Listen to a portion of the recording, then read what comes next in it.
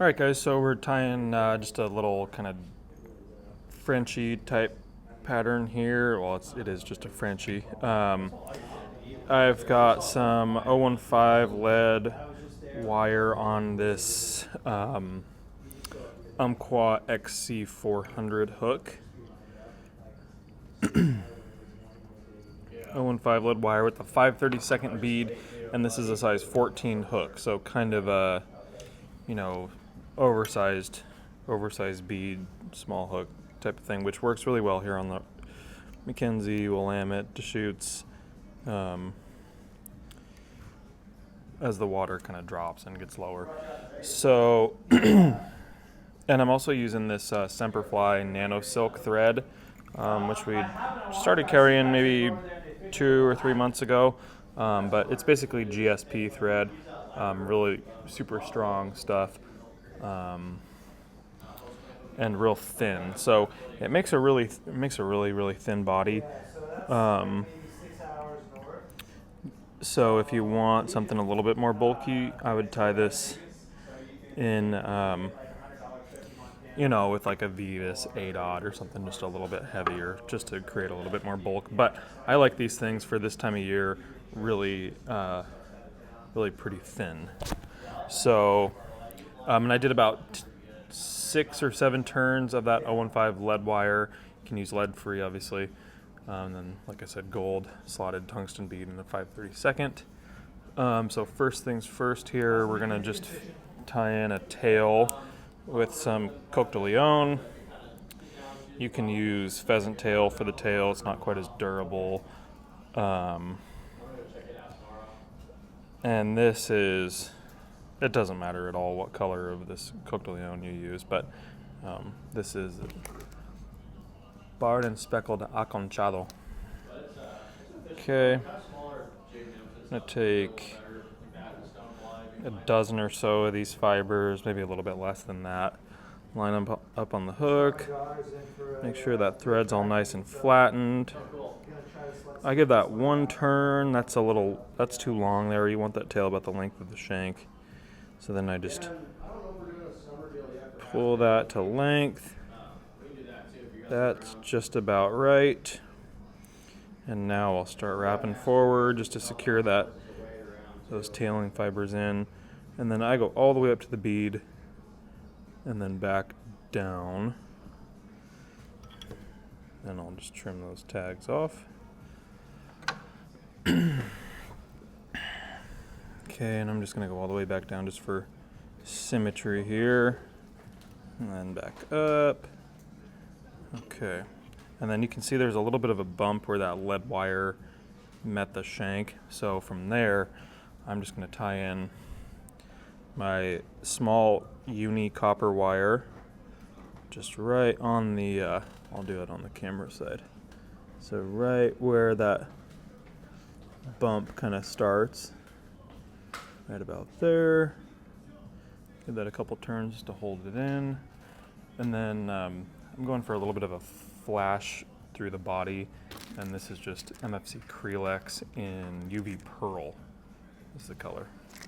And this stuff's kind of braided, so it can get a little bit funky to tie with, but I just go that right on top there, and tie that all the way back to the tail.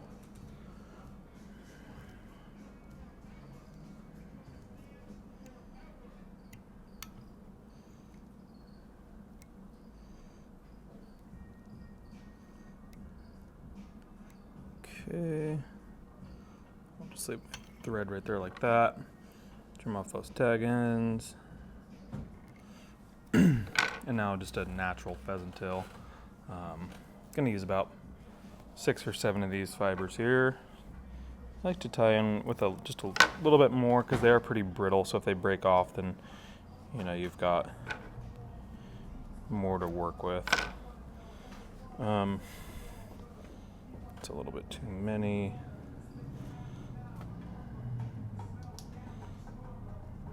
Okay, there we go.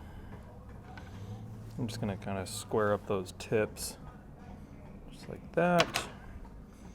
And then same kind of thing, right where that lead wire meets, I'm gonna just set those tailing fibers right there, or those pheasant tail fibers, just so they kind of meet where that lead wire creates that little bit of a bump, just to kind of smooth everything out. So now I'm gonna go a little bit of super glue, just a touch on the body there. That's a little bit more than I wanted, but that's okay. And then I don't wait for that to dry because it's for this pheasant tail. So yeah, so you can see 3 of them popped off just as soon as I was starting to wrap those. So I wrap these away from me, the opposite way that you'd wrap your thread. Okay, so those are going away from me, right up to the bead. And that's the other nice thing about laying down a little layer of super glue is if you drop those pheasant tail fibers, they don't really go anywhere.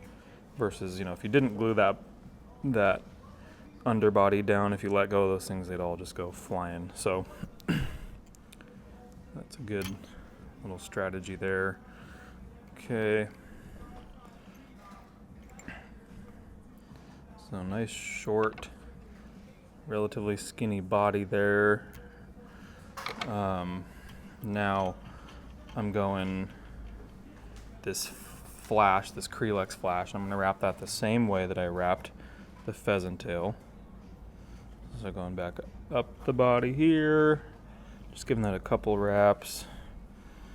Just a couple there.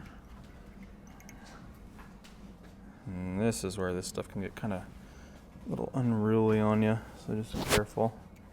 And that's the other thing with when you're tying this as a rib, it just gets, you can kind of only use one strand before it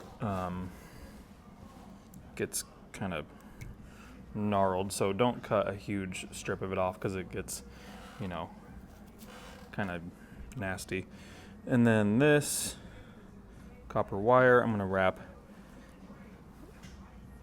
towards me, locking all this material down, providing a little bit of segmentation. Okay, there's that. Tie up that wire.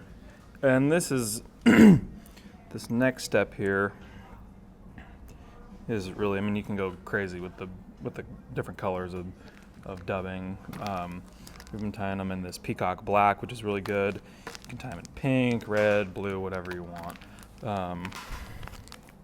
I also really like the UV tan ice dub.